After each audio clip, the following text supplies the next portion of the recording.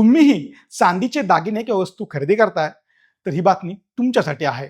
आता सोन्याप्रमाणेच चांदीच्या दागिन्यांसाठीही हॉलमार्किंग बंधनकारक होणार आहे. सोन्यापाठोपाठ आता चांदीचे दागिने आणि कलाकुसरीच्या वस्तूंवरही हॉलमार्किंग सक्तीचे करण्याच्या हालचाली सुरू झाल्या आहेत.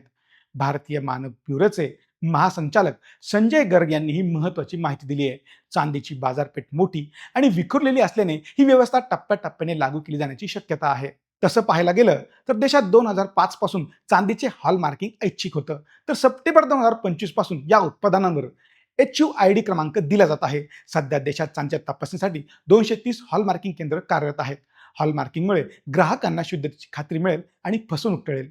त्यामुळे तुम्हीही आता खरेदी करताना हॉलमार्किंग नक्की तपासा. तुम्हाला हा सरकारी निर्णय कसा वाटतो कॉमेंट्समध्ये नक्की सांगा आणि ही माहिती तुमच्या जवळच्या व्यक्तीसोबत नक्की शेअर करा.